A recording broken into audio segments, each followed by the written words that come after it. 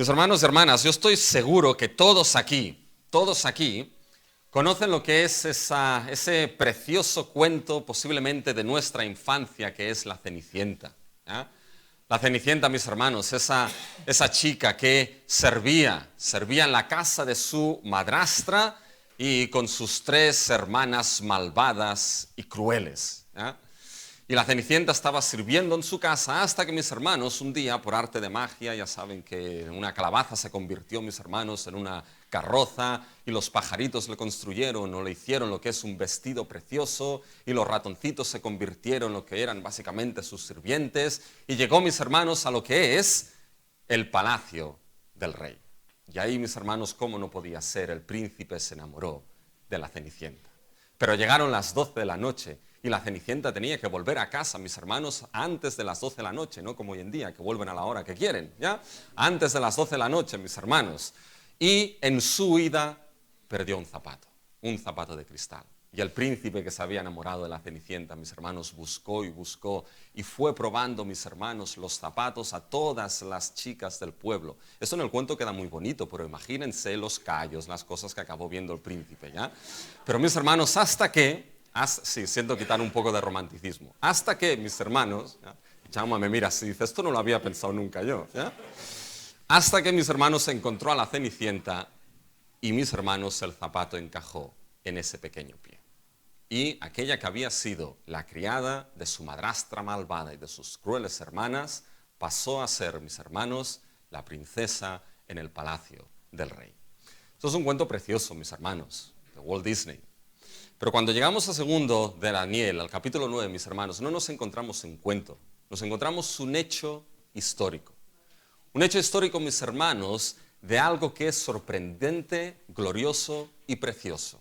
Que alguien que no lo merecía en absoluto acabó sentado por amor a la mesa del rey. Y eso es lo que nos encontramos con la historia, mis hermanos, de Mefiboset.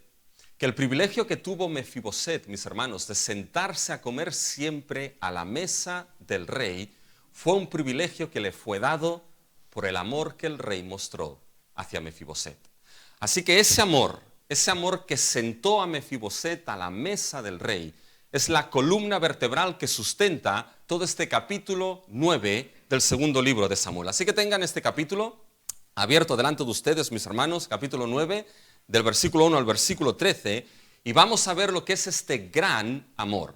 Este gran amor que veremos que es el amor de Dios que nos sienta a la mesa del rey a todos aquellos que hemos sido llamados a su reino. Y créanme, mis hermanos, que no lo he hecho conscientemente. Hemos pasado San Valentín, ¿ya?, el Día del Amor, y no he hecho conscientemente de que el mensaje de hoy nos hable del amor, mis hermanos, que nos ha sentado a la mesa del rey en su reino. Y fíjense que este amor que nos sienta a la mesa del rey, lo vamos a ver en el capítulo 9 desde 3 puntos de vista. 3 puntos van a desarrollar este amor que nos sienta, mis hermanos, a esa mesa los que somos llamados al reino de Dios. Y primero lo que vamos a ver, mis hermanos, es la voluntad de aplicar amor hacia aquellos que somos llamados al reino. Segundo, veremos las bendiciones inmerecidas del amor aplicado a aquellos que somos llamados al reino. Y tercero, veremos, mis hermanos, el cumplimiento en Cristo del amor aplicado a aquellos que somos llamados al reino de nuestro Dios. Así que vamos a ver estos 3 puntos, mis hermanos, y vamos a considerar el primero, lo que es la voluntad de aplicar amor a aquellos que somos llamados al reino. Pero aquí hay una pregunta que debemos formularnos, mis hermanos, hay una pregunta que debemos hacer, y es ¿qué tipo de amor es aplicado en este capítulo? Y el tipo de amor que es aplicado, mis hermanos, es el amor leal, esencia de la relación de pacto. Ese es el amor que vamos a encontrar aquí. El amor leal, que es la esencia de una relación de pacto que se establece. Fíjense, esto lo vemos cuando vamos, mis hermanos, a los 3 primeros versículos. En los 3 primeros versículos nos encontramos una pregunta que David hace al siervo que trabajaba en la casa de Saúl.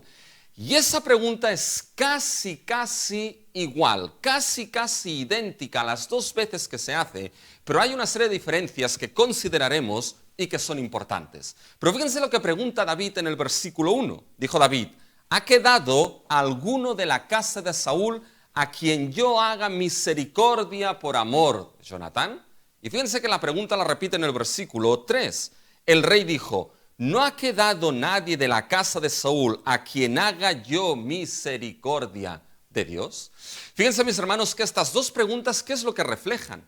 Reflejan la voluntad del rey, la voluntad de David de ejercer, de aplicar misericordia hacia alguien de la casa de Saúl. Ahora bien, alguien dirá: bueno, Rubén, has dicho que aquí se aplica el amor leal, que es esencia de la relación de pacto. ¿Dónde aparece la palabra amor aquí? Pues bien, mis hermanos, esa palabra que se usa aquí, la palabra misericordia, fíjense que es una palabra que 3 veces es usada por David. En el versículo 1, a quien haga yo misericordia. En el versículo 3, misericordia de Dios. Y en el versículo 7, no tengas temor, porque yo a la verdad haré contigo misericordia por amor de Jonatán. Pues bien, mis hermanos, esta palabra misericordia en realidad es la palabra de amor leal. Nosotros la tenemos traducida como misericordia y muchas veces en nuestras Biblias, en castellano, se traduce esa palabra que es amor leal como misericordia. Pero en hebreo hay una palabra específica para misericordia que no es la que aparece aquí. La palabra que aparece aquí, mis hermanos, es la palabra amor, y no cualquier tipo de amor. Un amor que es leal, un amor que es fiel. Esa palabra, mis hermanos, que en hebreo es la palabra Hesed, la habrán escuchado hablar y decir y mencionar en más de una ocasión, y volveré a repetirlo, mis hermanos, es esa palabra que queda contextualizada dentro del contexto de la relación de pacto. Más de una vez les he explicado, mis hermanos, que un pacto es una relación que se establece entre dos partes y que se sustenta sobre unas promesas determinadas, y la esencia de esa relación es precisamente el amor leal y la fidelidad. Es totalmente distinto un pacto a un contrato. Un contrato, mis hermanos, la esencia del contrato es la búsqueda de beneficios. Mientras que la esencia del pacto, mis hermanos, no es la búsqueda de beneficios, sino que es un amor leal y un amor fiel que sustenta ese pacto y lleva a cumplimiento por amor esas promesas que son el núcleo de esa relación de pacto. Un ejemplo claro, mis hermanos, lo tenemos en lo que es la relación de matrimonio. El matrimonio, mis hermanos, no es un contrato, aun y cuando el mundo de hoy en día nos lo presente como un contrato que simplemente se firma un papel y se establece y se rompe cuando se quiera ese contrato. Bíblicamente el matrimonio no es un contrato, es un pacto. Un pacto entre dos partes cuya esencia es un amor leal y fiel entre dos partes para cumplir las promesas que esas dos partes se han dado el uno hacia el otro. Cuando fíjense, mis hermanos, que cuando aquí David está diciendo hay alguien que yo pueda hacer misericordia, lo que David está diciendo es: ¿ha quedado alguien de la casa de Saúl que pueda aplicar ese amor leal de Dios? ¿Ha quedado alguien? Por tanto, fíjense que esta repetición 3 veces de amor, amor, amor en el versículo 1, 3 y 7, mis hermanos, nos indica que el amor que David está buscando para aplicar a alguien de la casa de Saúl no es cualquier tipo de amor, es un amor leal en una relación de pacto. Y la cuestión es aquí, ¿por qué a David le pasó esto por la cabeza justamente, mis hermanos, en este momento? Y fíjense que debemos ver varias cosas aquí. Primero debemos ver, mis hermanos, que este tipo de amor leal, este tipo de amor de pacto, mis hermanos, que lo veremos ahora más específico, va a ser el amor que caracterizará el reino de David. Y en último término, va a ser el tipo de amor que caracterizará el reino de Dios. Porque no se olviden que lo que estamos aprendiendo en Primera de Samuel y en el segundo libro de Samuel, mis hermanos, es que el reino que se está estableciendo no es primeramente el reino de David, sino que en primer y último término es el reino de Dios en medio de la historia. Y ese amor que vamos a ver leal en el reino de David, en último término, será el amor leal de pacto que nos encontramos, mis hermanos, en el reino de Dios. Ahora, fíjense que este capítulo 9 parece que está descontextualizado del argumento, mis hermanos. Porque recuerden lo que vimos la semana pasada. ¿Se acuerdan lo que vimos? La semana pasada, mis hermanos, estuvimos en batallitas, estuvimos en batallas y en guerras, mis hermanos. Nos dimos cuenta cómo David peleó en ciertas batallas y Dios dio la victoria a su rey contra los filisteos, contra Moab, contra los que eran los sirios de Damasco, contra lo que eran los edomitas. Nos damos cuenta de una gran cantidad de batallas y ahora de repente, salido prácticamente de la nada, David está buscando a alguien de la casa de Saúl para aplicar este amor leal a su vida. Parece descontextualizado, pero ¿saben qué? No lo está. No lo está porque miren, mis hermanos, en el capítulo 8, el versículo 15, ¿qué es lo que se nos dice? Una vez se le dio descanso de sus enemigos a David, fíjense el versículo 15 del capítulo 8. Y reinó David sobre todo Israel, fíjense ahora lo que dice. Y David administraba justicia y equidad a todo su pueblo. Es decir, una vez el reino estaba establecido, mis hermanos, ¿qué es lo que hacía David? David administraba justicia y equidad. Literalmente lo que se dice aquí es que David administraba juicio y justicia. Y eso es algo que ya hemos visto en este segundo libro de Samuel. Si se acuerdan, en los capítulos del 2 al 5, vemos, mis hermanos, como el reino de David que se está estableciendo es un reino que se establece sobre la justicia y el juicio conforme a la ley de Dios. No cualquier tipo de justicia y juicio. Acuérdense, David reclamó que se le devolviese a su primera esposa, Mical, siguiendo lo que era la ley de Dios.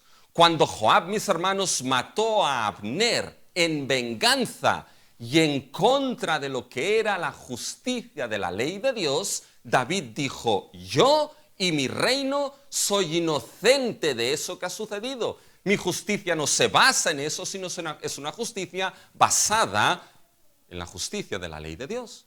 Cuando Baaná y Recab mataron a Isboset mientras dormía la siesta y fueron orgullosos a decírselo básicamente a David, ¿qué es lo que hizo David con ellos? Acabó básicamente con ellos, ejerció juicio sobre aquellos que habían matado a un inocente e indefenso. Por lo tanto, el fundamento del reino de David es este juicio y justicia, mis hermanos, pero también fíjense que esa administración de juicio y justicia implicará, mis hermanos, ¿saben qué? La administración de ese amor leal de pacto hacia uno, lo vamos a ver, hacia uno que no lo merecía en absoluto. Por tanto, mis hermanos, esto lo que nos indica es que el capítulo 9 de Samuel nos muestra cómo David administraba esa justicia, esa equidad y ese amor, mis hermanos. Y ese amor en el capítulo 9 será aplicado hacia aquellos que por gracia son llamados por el rey a formar parte de su reino. Unos llamados que no van a merecer este amor. Lo vamos a ver. Ahora, pero volvemos a lo mismo. ¿Por qué David se le pasa esto por la cabeza? ¿Por qué busca a alguien de la casa de Saúl para aplicar amor leal? ¿Saben por qué, mis hermanos? Porque había un pacto. Porque había un pacto que probablemente 20 años atrás, mis hermanos, David había hecho con alguien.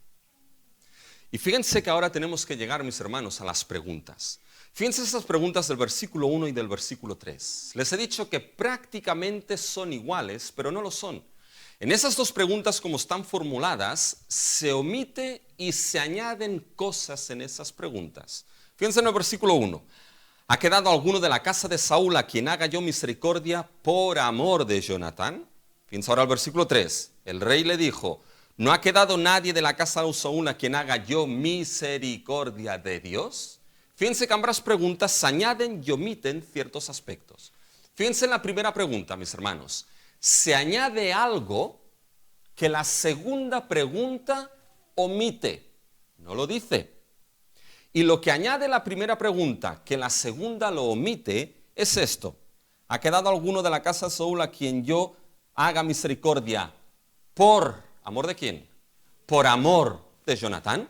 Fíjense que por amor de Jonatán, mis hermanos, es vital.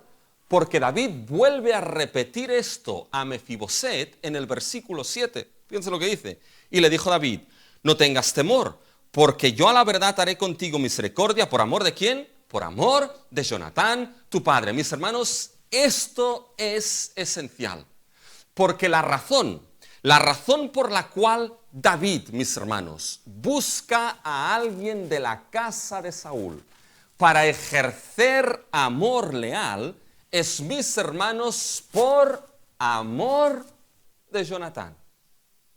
¿Y esto saben qué? Nos lleva, mis hermanos, prácticamente 20 años atrás en la historia. Porque Jonatán y David entraron en pacto. Y es a raíz de ese pacto que establecieron David y Jonatán, que ahora David, mis hermanos, se acuerda de ese pacto. Fíjense, vamos a ver este pacto. Tenemos que irnos al primer libro de Samuel. Vamos al primer libro de Samuel, mis hermanos. Y fíjense, mis hermanos, en el capítulo 20 del primer libro de Samuel. Fíjense que David está buscando a uno de la casa de Saúl. ¿Y quién era la casa de Saúl, mis hermanos? Piensen en la historia que hemos visto hasta ahora. Mis hermanos, la casa de Saúl fue esa dinastía que reinó antes que David. Y la casa de Saúl, mis hermanos, Saúl había estado intentando una y otra vez matar ¿a quién? Matar a David. Por lo tanto, si había una casa, si había una dinastía que podía ensombrecer la dinastía de David, que podía en cierta manera reclamar el trono del reino, ¿saben qué casa era? La casa de Saúl. Y David se va a buscar a uno de la casa que podía rivalizar con su propio trono. Pero lo hace porque había un pacto. Fíjense, 1 Samuel, capítulo 20, a partir del versículo 14. Y si yo viviere, esto es lo que Jonatán le dice a David, y si yo viviere, harás conmigo misericordia de Jehová para que no muera. Y no apartarás tu misericordia de mi casa para siempre. Cuando Jehová haya cortado uno por uno los enemigos de David de la tierra, no dejes que el nombre de Jonatán sea quitado de la casa de David. Así hizo Jonatán pacto con la casa de David, diciendo, requiéralo Jehová de tu mano de los enemigos de David. Fíjense el lenguaje de pacto entre Jonatán y David. Fíjense lo que Jonatán, mis hermanos, le dice en el versículo 14. Y si yo viviere, harás conmigo misericordia de quién? Misericordia, palabra. Amor leal de Jehová. Esto es lo que David dice en nuestro texto en el versículo 3. ¿Ha quedado alguien que pueda hacer misericordia de Dios? Fíjense ahora lo que Jonatán le dice en el versículo 15. Cuando Jehová haya cortado uno por uno los enemigos de David de la tierra, no dejes el nombre de Jonatán sea quitado de la casa de David. Cuando Dios haya cortado a tus enemigos de la tierra uno por uno. ¿Qué vimos en el capítulo 8, mis hermanos? Que Dios dio la victoria a David de todos y cada uno de sus enemigos. Y ahora, mis hermanos, es el momento cuando David recuerda ese pacto. Y a raíz de que había un pacto, mis hermanos, y eso es lo importante, a raíz de que había un pacto entre dos partes, es que ahora David, mis hermanos, busca a uno de la casa que podía ser su enemigo para ejercer amor leal hacia ese. Abro paréntesis, como los Kit Kats. Mis hermanos, estos son 20 años de pacto que se hizo atrás y David todavía lo recuerda. ¿Saben lo que nos indica esto, mis hermanos? Lo importante que es, mis hermanos, de cumplir lo que es aquello que decimos. ¿Cómo nos cuesta muchas veces hacer algo así, mis hermanos? Nuestro Señor Jesús lo puso de una manera totalmente distinta, que tu sí sea sí y tu no, no. Porque lo que es mal de esto, más de esto, ¿qué? De mal procede. Cuando uno dice, te lo prometo, te lo prometo, te lo prometo, te lo prometo de verdad. Bueno, oye, sí, no prometas tanto. ¿Ya? Haz lo que dices. Si no puedes hacer lo que dices, mejor, ¿sabes qué? No digas nada. Pero si lo dices, hazlo. Porque la integridad de la palabra en el cristiano, mis hermanos, es reflejo de la integridad perfecta y absoluta que tenemos en la palabra de nuestro Dios. Y David, mis hermanos, recordó ese pacto. Y en base a ese pacto, se lo voy a repetir mucho, mis hermanos, en base a ese pacto, cómo David honra y cumple ese pacto. ¿Saben cómo? Buscando a alguien para ejercer y aplicar amor leal de la casa de Jonatán. Entonces, fíjense lo simple que es esto, mis hermanos. Que el amor que se encuentra aquí no es cualquier tipo de amor. Es un amor leal, fiel y de pacto. Que el amor, mis hermanos, que vemos aquí en David y en el reino de David, mis hermanos, no es un amor fofo. Un amor, mis hermanos, fofista como el día de San Valentín, mis hermanos. Que vas y encuentras corazoncitos por todos lados y cupidos volando por todos lados, mis hermanos. Y corazones que dices, qué bonito es, voy a comprar este corazón. ¿Cuánto vale? 50 euros, quédeselo para usted, mis hermanos.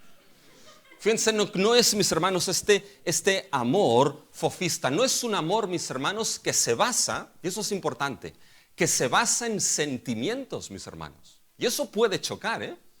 Pero no es un amor cuya base para expresarse son los sentimientos. Porque si son los sentimientos la base para expresar el amor, apañados vamos, mis hermanos.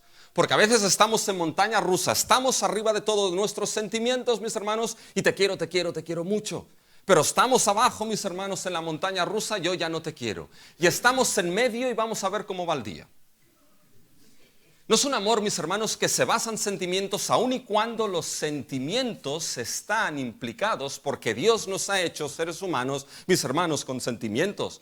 No, mis hermanos, es un amor que se basaba en una relación de pacto que se sustentaba en unas promesas hechas.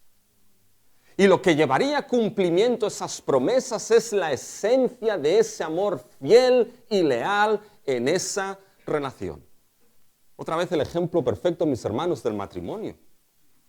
Fíjense que como un día te levantes bien, llamas mucho a tu esposa y a tu esposa, y el otro día te levantes con el pie izquierdo, ya la cosa no va así, esto no funciona. 2 días, mis hermanos. Fíjense que se basa en una relación donde hay unas promesas y un amor leal y fiel que las mantiene y las cumple. Por tanto, fíjense, mis hermanos, que ese amor, este amor verdadero de este reino de David y de último término del reino de Dios, mis hermanos, fíjense que es un amor que es capaz de comprometerse. Un amor, mis hermanos, que es capaz en su voluntad de prometer promesas para cumplir. Un amor que quizá les choca, pero un amor aquí que vemos de David que es capaz, mis hermanos, de obligarse. No, en el amor no se habla de obligación, porque es amor. Pues no, mis hermanos, aquí el amor de ese pacto se obligó, ¿saben a quién? Por amor se obligó a llevar a cabo esas promesas de ese pacto para que aquel que fuese depositario de ese amor leal estuviese seguro en esa relación de pacto, amado y seguro en ese pacto. ¿Saben qué? Nuestro mundo no conoce, mis hermanos, este tipo de amor. En absoluto. ¿Y saben por qué no lo conoce? Porque, mis hermanos, este amor que se compromete, que tiene la voluntad de prometer, que se obliga a esas promesas para que haya seguridad en ese pacto, mis hermanos, ese es el amor del reino de Dios. Ese es el amor de nuestro Dios. ¿Quieren verlo? Fíjense, mis hermanos, que este amor no solamente es el amor leal, esencia de la relación de pacto, sino que fíjense, es el amor leal de Dios aplicado a través de su rey. Fíjense, mis hermanos, que los versículos 2 y 3 nos muestran de que ahora sí, hay alguien que es un siervo de David, de la casa de Saúl, lo van a buscar, se lo traen, y ahora fíjense que en el versículo 3, David hace prácticamente la misma pregunta, pero añade algo que omite la primera pregunta. Fíjense en el versículo 3. Y el rey le dijo, no ha quedado nadie de la casa de Saúl a quien haga yo misericordia. ¿De quién? De Dios. Fíjense, mis hermanos, que aquí añade algo que la primera pregunta omite. La primera decía, haga yo misericordia, amor leal, por amor a Jonatán. Pero ahora David nos muestra qué amor expresará hacia aquel de la casa de Saúl que haya quedado. ¿Qué amor expresará? Fíjense el versículo 3. Misericordia, amor de Dios.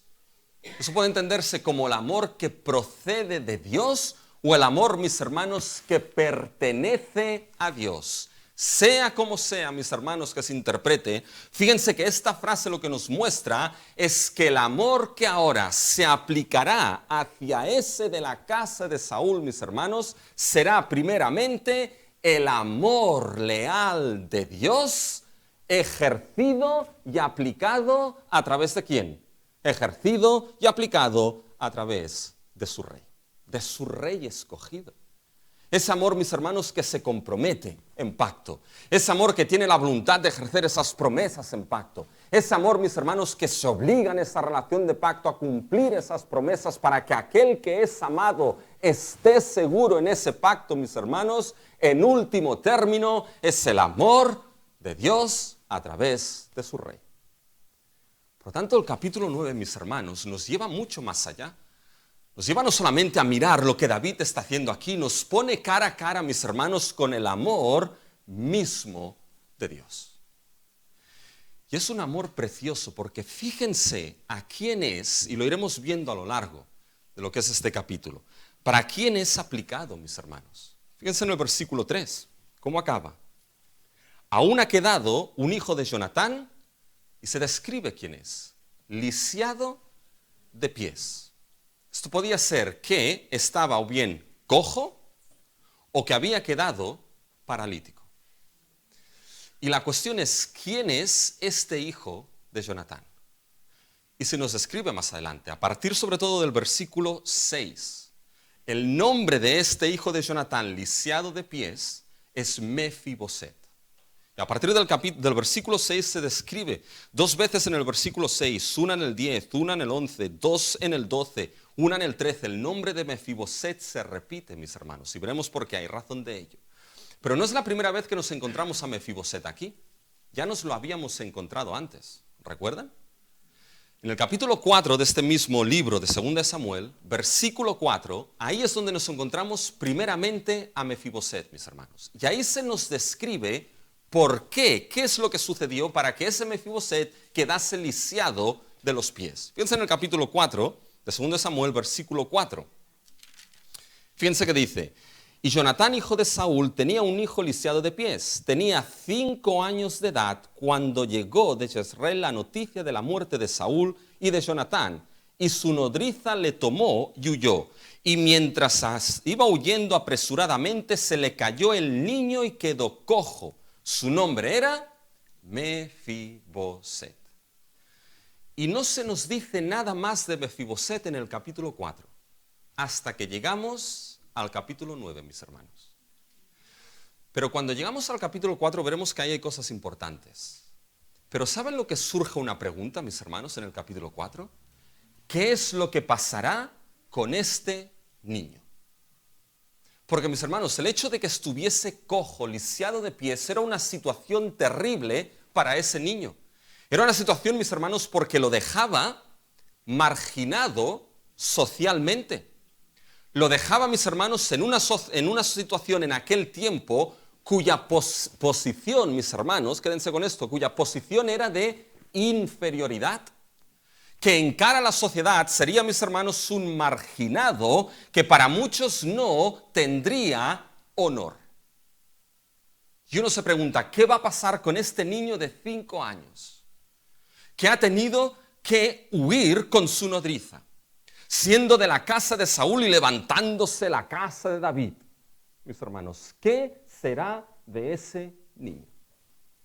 ¿Y saben cuál es la respuesta gloriosa, mis hermanos? Que lo que va a ser de ese niño es que se va a encontrar cara a cara con el amor de Dios. Y uno que vamos a ver que no tenía honor ni posición en aquella sociedad, se va a encontrar cara a cara con el amor de Dios ejercido y aplicado a través de su rey escogido, David. Y fíjense, mis hermanos, que cuando pensamos en esto, si este es el amor de Dios que se mostró a través de David, mis hermanos, esto nos lleva, mis hermanos, a pensar de que este es el amor de Dios que se va a mostrar de una manera sublime, perfecta y gloriosa a través de aquel que es el Rey de Reyes y Señor de Señores, aquel que es nuestro Señor Jesucristo, mis hermanos.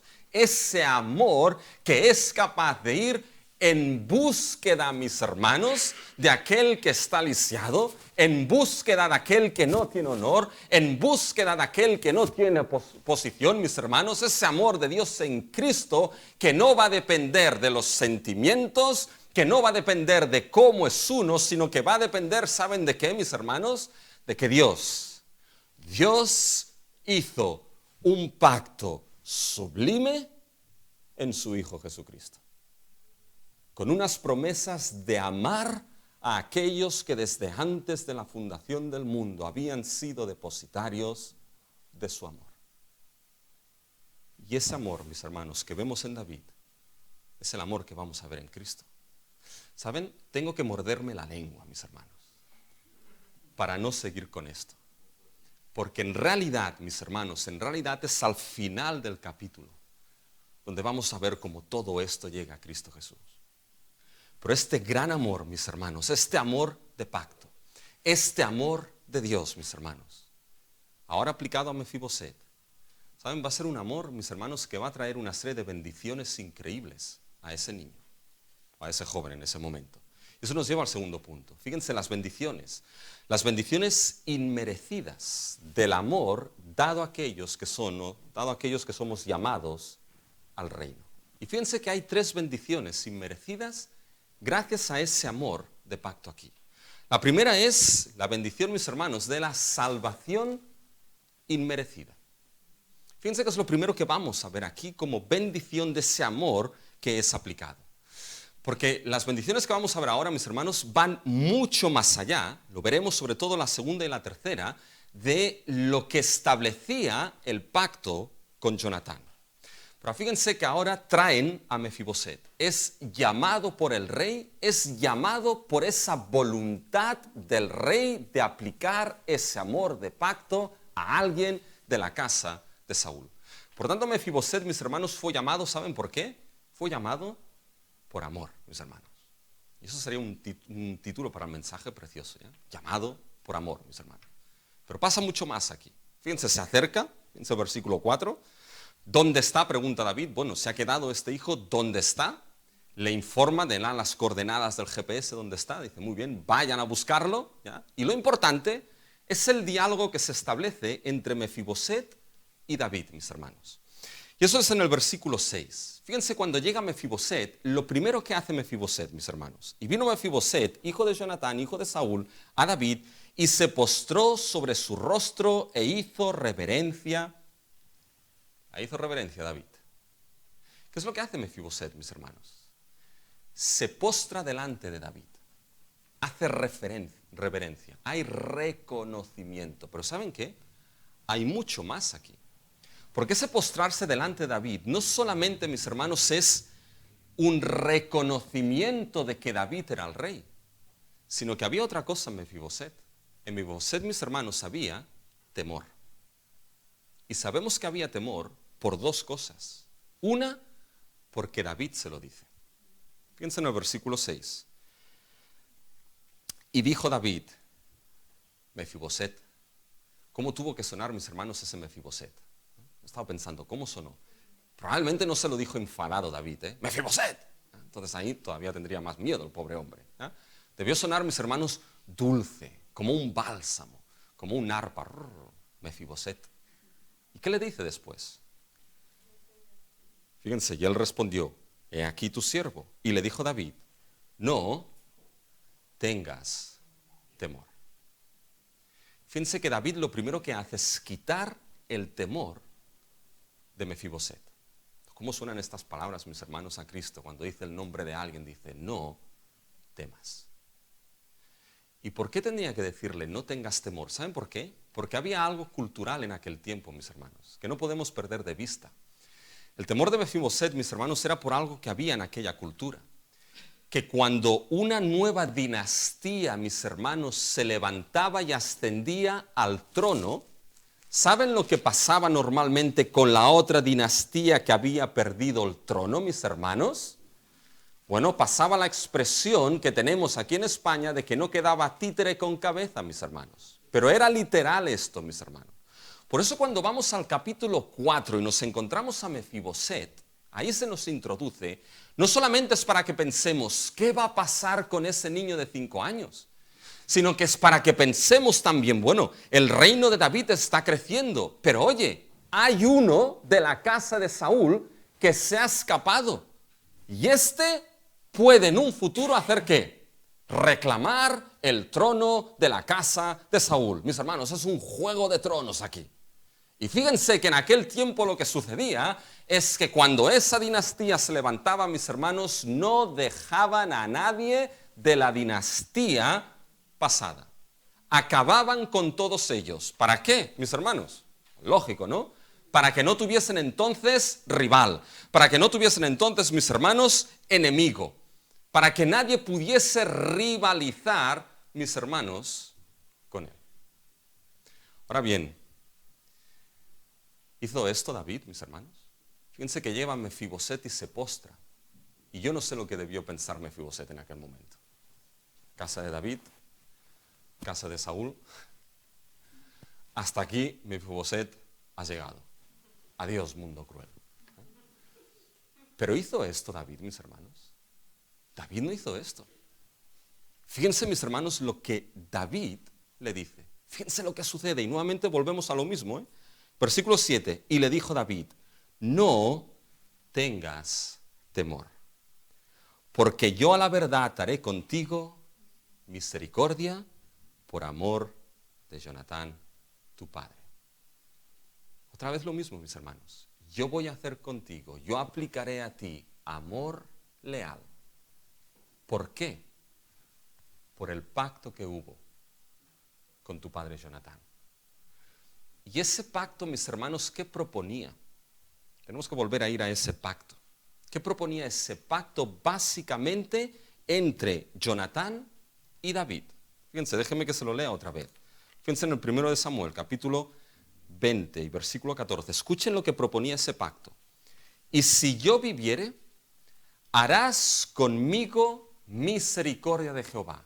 Aplicarás amor leal, fiel de Dios. ¿Para qué propósito? Escuchen, para que no muera, para que me salvaguardes, para que preserves mi vida, para que me protejas. Y sigue, Jonatán, y no apartarás tu misericordia de mi casa para siempre. Es decir, no solamente salvaguardarás mi vida, sino que salvaguardarás y protegerás la vida de toda mi casa y de toda mi dinastía, mis hermanos. Que era básicamente el pacto en el cual entraron Jonatán y David, mis hermanos, ¿saben qué era? Era un pacto de salvación, era un pacto de protección, era un pacto de salvaguarda, mis hermanos. Era un pacto para que aquellos que entrasen en ese pacto fuesen amados y con ese amor, mis hermanos, fuesen salvados, asegurados y protegidos en ese pacto. Por tanto, fíjense lo glorioso que vemos aquí, mis hermanos. Que ese amor leal que llamó y fue a buscar a Mefiboset, siendo un lisiado de pies, sin posición y sin honor, siendo un posible enemigo potencial de la casa de David, siendo de la casa de Saúl, que la había estado en el pasado persiguiendo y queriendo matar a David. Todo y así, mis hermanos, ese amor que buscó a uno de la casa de Saúl, ahora, mis hermanos, es el amor que va a salvaguardar, salvar y proteger a ese Mefiboset en ese pacto. ¿Se dan cuenta? Un amor que llama y un amor que trae la bendición de esa salvación inmerecida en aquel que es amado con ese amor sublime, mis hermanos. Y fíjense que esto es precisamente, mis hermanos, lo que nuestro Dios en Cristo Jesús vamos a ver que ha hecho. Porque, mis hermanos, ese amor vamos a ver que ha sido derramado no en aquellos que éramos los preferidos de Dios, sino en aquellos, mis hermanos, que éramos enemigos de Dios. Y nos amó para llevarnos a salvación en Cristo. Antes nuestro hermano Pablo, a raíz de la lectura de Jaume, mis hermanos, ha dicho que en Cristo Jesús es el mejor lugar para estar seguro. Y ciertamente es así. No hay otro lugar y no hay otra persona en el cual conocer este amor salvífico, protector de Dios, que no sea en Cristo Jesús y en el nuevo pacto que ha inaugurado con su preciosa sangre en la cruz. Un amor que trajo esa bendición de salvación. Pero va más allá. No solamente es la bendición de salvación inmerecida, sino que hay la bendición, mis hermanos, de la restauración inmerecida. Fíjense, ahora David va un paso más allá de lo que se comprometió con Jonathan. Y esta bendición y la siguiente, mis hermanos, va mucho más allá, David, de lo que se estableció en ese pacto. Fíjense en el versículo 7. Viene, mis hermanos, la segunda bendición, esta restauración, mis hermanos, inmerecida. Fíjense, después de que le dice que haré contigo misericordia por amor de Jonathan tu padre, ¿qué le dice más? Y te devolveré todas las tierras de Saúl tu padre. Si alguien se pregunta por qué se llama aquí Saúl el padre de Mefiboset cuando era el abuelo, bueno, esto era típico de aquel tiempo y es típico también de la Escritura, ¿ya? Pero fíjense, mis hermanos, que ¿qué es lo que le está diciendo básicamente aquí David a Mefiboset?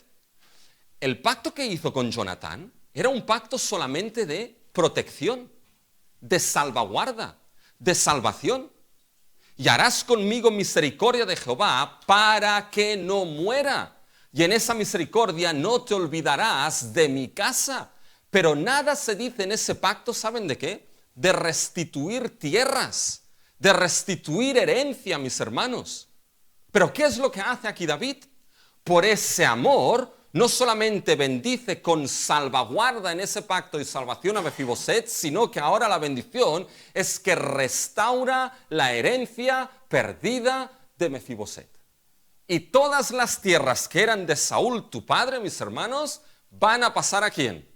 Van a pasar a Mefiboset. Pero es que va más allá David, mis hermanos. ¿Han leído? No solamente restaura la herencia que le pertenecía a Mefiboset, sino que David se encarga, mis hermanos, de que esas tierras no queden desatendidas. Es decir, que esas tierras haya alguien que las trabaje para que Mefiboset no solamente tenga su herencia, sino que goce de su herencia y sea, mis hermanos, continuamente sustentado. Fíjense, mis hermanos, que esto lo podemos leer en los versículos del 9 al 11. Fíjense. Entonces el rey llamó a Siba, siervo de Saúl, y le dijo: todo lo que fue de Saúl y de toda su casa, yo lo he dado al hijo de tu señor. Tú pues le labrarás las tierras, tú con tus hijos y tus siervos, almacenarás los frutos para que el hijo de tu señor tenga para comer. Mis hermanos, ¿se dan cuenta? David no solamente restaura esa herencia, sino que se preocupa, mis hermanos, de que se trabajen las tierras para que entonces Mefiboset tenga ¿qué? Tenga pan para comer, tenga sustento a lo largo de su vida, mis hermanos. Y créanme que Siba podía hacer esto, porque fíjense que tenía, mis hermanos, lo que era un equipo de fútbol con reservas para hijos. Fíjense al final del versículo 10. Y tenía Siba 15 hijos, mis hermanos. ¡Ostras! 15 hijos, ¿ya? Y después 20 siervos, mis hermanos. Es decir, ¿eso saben lo que nos muestra? Que estaba en una posición buena, Siba, mis hermanos. Pero que tenía la capacidad, ¿para qué? Para entonces cuidar y trabajar lo que eran esas tierras. Pero fíjense, mis hermanos, lo glorioso aquí. Ese amor que llama a Mefiboset, ese amor, mis hermanos, que lo sitúa en un pacto de salvación y protección y salvaguarda, ahora es ese amor, mis hermanos, que lo que hace es restaurar la herencia de Mefiboset, ese lisiado de pies, Y no solamente se encarga de restituirle la herencia por amor, sino que se encarga de sustentarlo, mis hermanos, para que nada le falte a ese Mefiboset.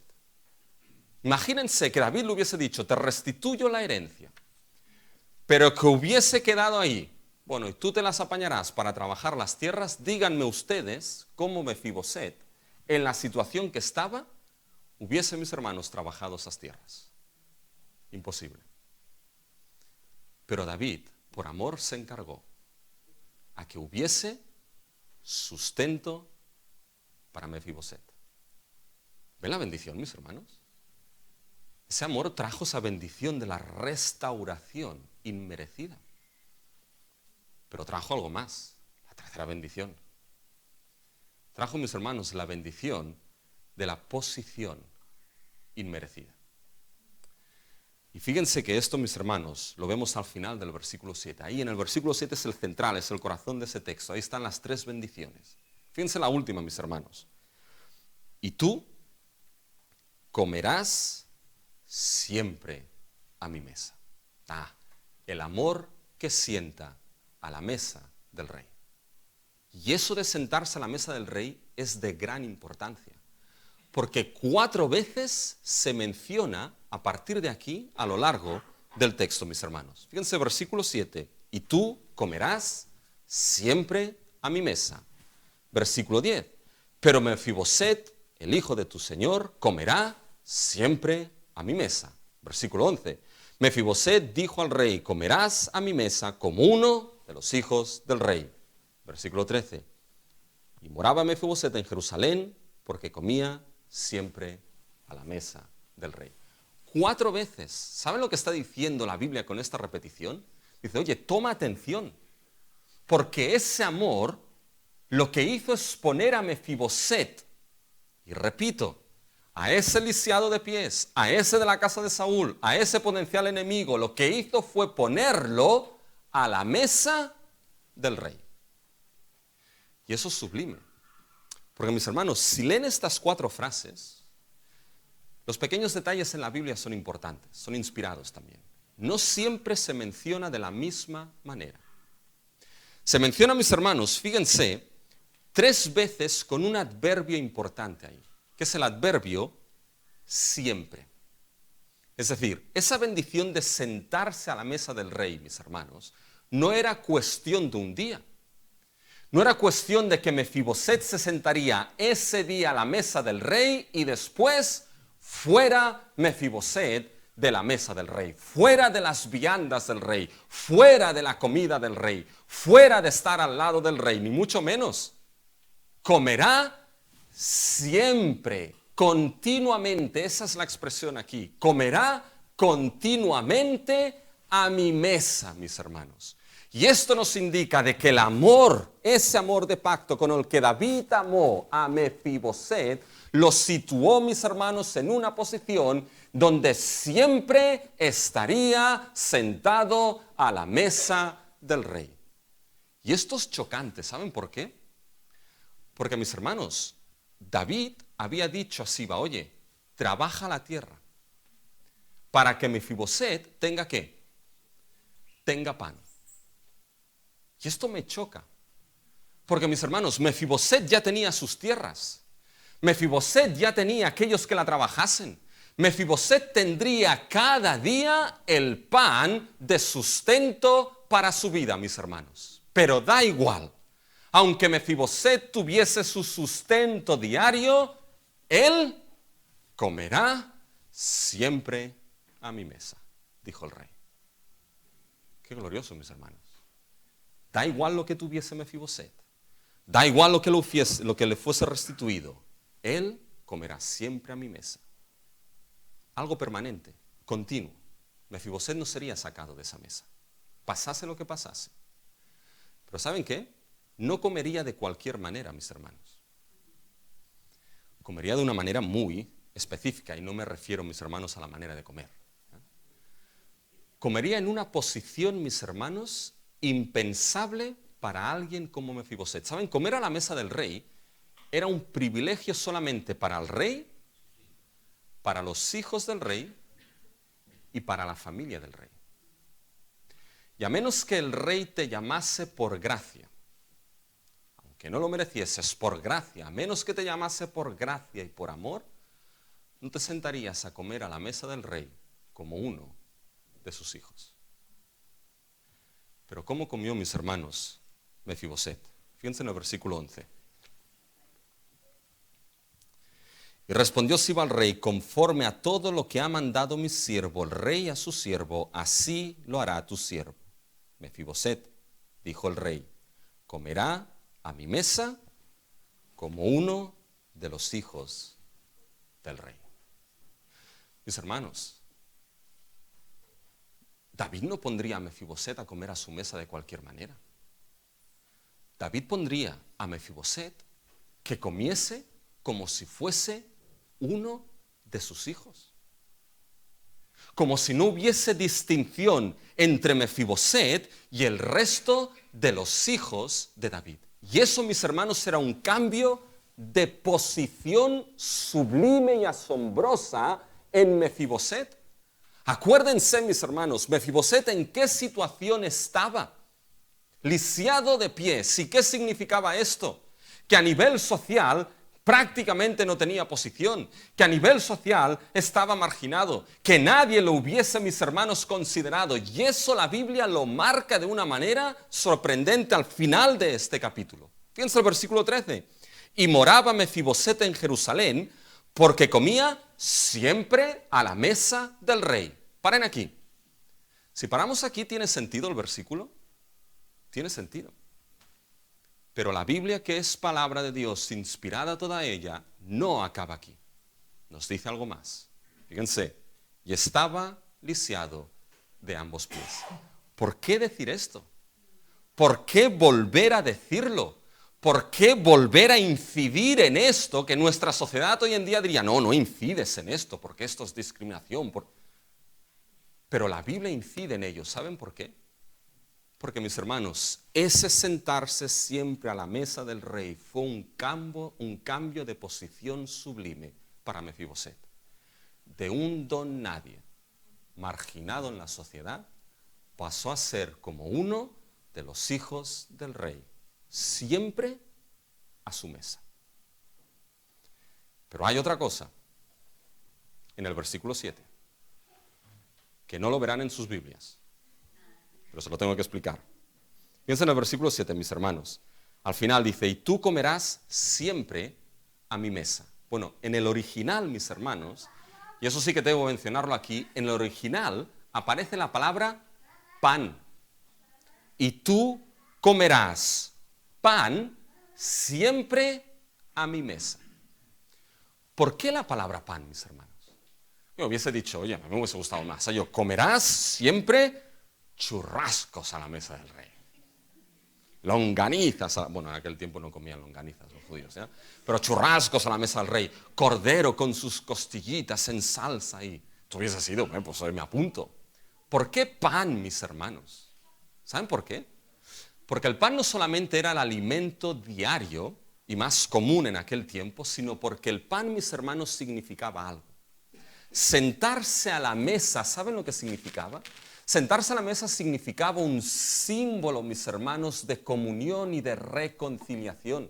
Y habían expresiones como partir el pan, que la expresión de partir el pan significaba que sentados a la mesa y partiendo el pan, aquellos que se sentaban, que habían estado enemistados, entraban en reconciliación y restauración. Cuando nosotros acudimos, mis hermanos, a la mesa del Señor y partimos el pan, recordamos, mis hermanos, lo que nuestro Señor Jesucristo hizo en aquella cruz. Pero es una mesa de comunión, mis hermanos. Es una mesa donde la iglesia se encuentra con su Señor por la presencia del Espíritu y parten el pan en una mesa de comunión, en una mesa de reconciliación, en una mesa que nos dice, erais enemigos, pero por la sangre del nuevo pacto habéis sido perdonados, reconciliados y estáis en paz con Dios. Sentarse siempre a la mesa del rey a comer pan para Mefiboset significaba, y era la declaración de David, Mefiboset, estamos reconciliados. Mefiboset, estamos en paz. siéntate como uno de mis hijos, siempre a mi mesa. Y mis hermanos, si se dan cuenta, y para pasar al tercer punto que ya es la conclusión, mis hermanos, en las tres bendiciones he dicho la bendición de la salvación inmerecida, de la restauración inmerecida, de la posición inmerecida. Porque mis hermanos, Mefiboset no merecía nada de esto. Mefiboset, mis hermanos, aun y cuando estuviese lisiado de pies, mis hermanos, David no tendría por qué haberle hecho caso. Mefiboset era de la casa de Saúl, que había perseguido, mis hermanos, a David para matarlo. Mefiboset era el que podía hacerle sombra y reclamar el trono como la casa de Saúl. Incluso Mefiboset reconoce que nada de esto él merecía. Fíjense el versículo 8, lo que dice Mefiboset.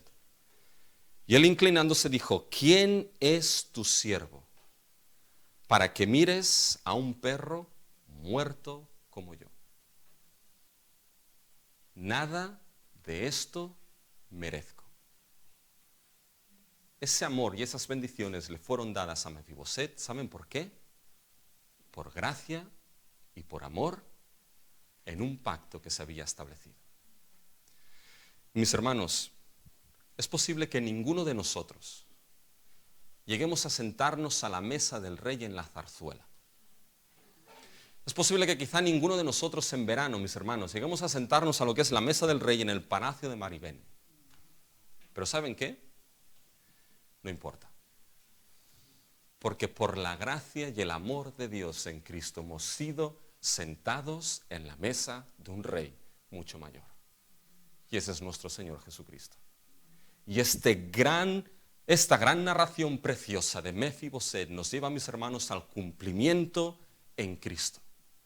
Del amor que es aplicado a aquellos que somos llamados al reino. Y ese amor, lo que vemos, mis hermanos, es el gran amor leal de Dios en Cristo Jesús. Porque de este texto podríamos tener una autopista para llegar rápido, mis hermanos, a Cristo Jesús y a su amor. Pero fíjense, no corramos tanto, mis hermanos. Fíjense, David hizo misericordia, hizo amor, mis hermanos, aplicó ese amor de pacto para alguien que estaba lisiado de pies, que era cojo. Y sí, enfatizo esa palabra, lisiado de pies y cojo. ¿Y saben por qué la enfatizo, mis hermanos? Porque lo que vemos que David hizo aquí, mis hermanos, es la antesala, es la sombra de lo que el Mesías haría cuando Él viniese. Es el anuncio de lo que el Cristo y el Hijo de Dios haría cuando Él viniese. ¿Han escuchado, mis hermanos, la lectura congregacional en el día de hoy? Donde Dios dice, recogeré a la coja, a la oveja coja. Isaías nos habla que vendrá el Mesías, mis hermanos, y los cojos andarán. Los profetas, mis hermanos, vislumbran que el día que llegue el Mesías, que el día que llegue el Cristo, mis hermanos, habrá un cambio para aquellos que cojean, mis hermanos, y no cojearán primeramente de manera física. Y cuando llegamos al Nuevo Testamento, mis hermanos, hay un acontecimiento, o dos, pero voy a citar uno, un acontecimiento que es vital, que los discípulos de Juan el Bautista los envió. Y les dijo, id y preguntad si Él, Jesús de Nazaret, es el que tiene que venir, es el Mesías que estamos esperando. Y los discípulos fueron y le preguntaron a Jesús, ¿y qué respondió Jesús? Dice, id y haced saber a Juan lo que oís y veis. ¿Y qué oís y veis? Que los ciegos ven, que los cojos andan, que los leprosos son limpiados, que los muertos son resucitados, que los sordos oyes y a los pobres les es anunciado el Evangelio, mis hermanos. Ve y decid, los cojos andan, ¿se dan cuenta? Lo que vemos, mis hermanos, en David, de un cojo que fue puesto a la mesa, lo que anunciaron los profetas, cuando venga el Mesías los cojos andarán, lo vemos cumplido en nuestro Señor Jesucristo. ¿Y qué nos dice esto, mis hermanos? Que nuestro Señor Jesucristo es el último David, es el Rey de Reyes, es el Mesías, es el Cristo, es el Hijo de Dios, es Dios encarnado, mis hermanos, que viene a traer ese amor que vemos aquí en 2 de Samuel 9, que vemos, mis hermanos, en el Evangelio, ese mensaje del amor de Dios.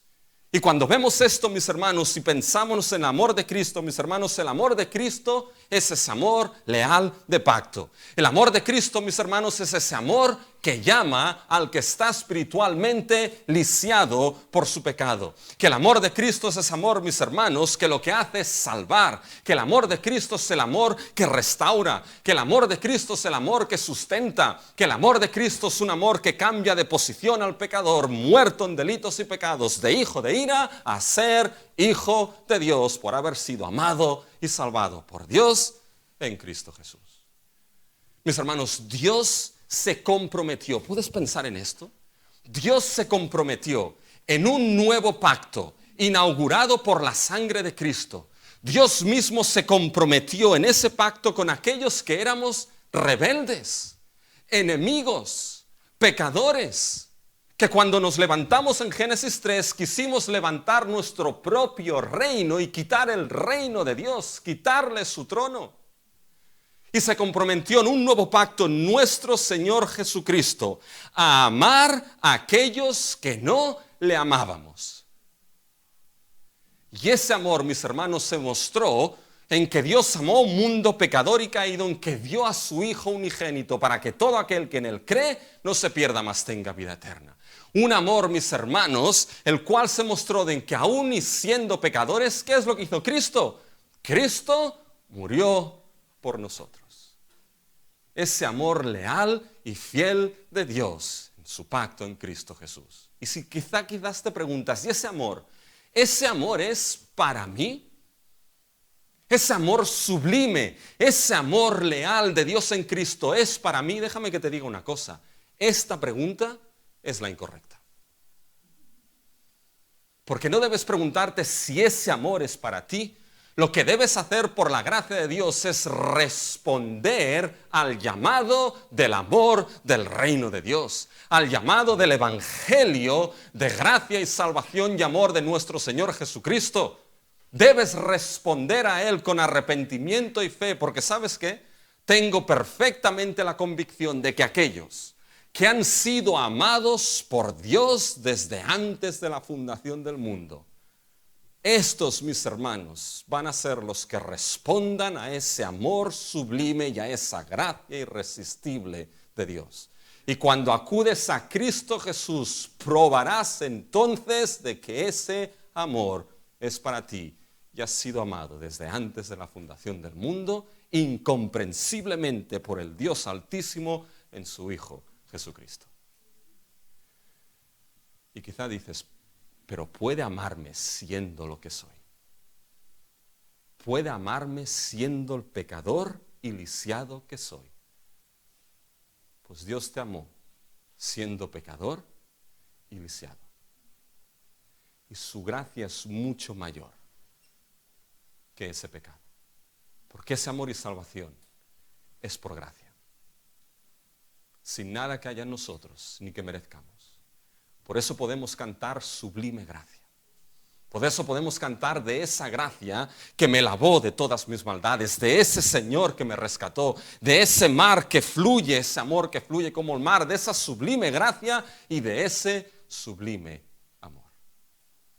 Y ciertamente cuando respondes por la gracia de Dios a ese amor, llegas delante de Cristo y llegas desnudo. Y ahí entiendes lo que dijo básicamente aquí Mefiboset: ¿quién es tu siervo? Para que mires a un perro como yo, con todo lo que soy. Pero hoy entonces es cuando las palabras de Cristo escuchas, que Cristo dice: Rubén, y ahí puedes poner tu nombre. Rubén, yo te he amado. Rubén, mi amor, te ha salvado y perdonado. Tu herencia es restituida en el reino de los cielos, sustentado hasta que llegues a esa herencia y hecho por la gracia de Dios, hijo de Dios. La cuestión es que responderás a ese amor de Dios en Cristo Jesús, a ese llamado del Evangelio de Cristo Jesús, hoy, porque mañana no sabes si estarás aquí. Pero ¿saben qué? Debo terminar. Hay un tono de advertencia y de esperanza. La advertencia de que si ese amor de Dios se mostró en David, mis hermanos, aquellos que formamos parte del reino de nuestro Dios debemos mostrar ese mismo amor hacia aquellos que quizá no lo merecen, hacia aquellos que quizá no amaríamos, pero que Dios amó. ¿Y saben cuál es la gran esperanza, mis hermanos? Voy a hablar personalmente, pero piensa tú personalmente en tu vida. Que cuando en mi día a día cojeo, que cuando en mi día a día vuelvo a cojear por el pecado cometido delante de mi Dios, cuando cojeo porque he pecado contra Él, pero entonces puedo mirar a ese pacto en aquella cruz, inaugurado por la sangre preciosa de Cristo, en ese pacto de Dios en Cristo Jesús, por esa preciosa sangre, y aún en mi cojera, ¿saben qué? Una cosa sé, que cuando miro a ese Cristo y a ese nuevo pacto, una cosa sé, que Cristo me amó y se entregó a sí mismo por mí. Y entonces sé que nunca seré sacado de la mesa de mi Rey, sino que en ella comeré para siempre. Porque, mis hermanos, no va a haber nada ni nadie en este mundo ni en cualquier otro mundo que nos separe del amor de nuestro Dios, que es en Cristo Jesús, Señor nuestro.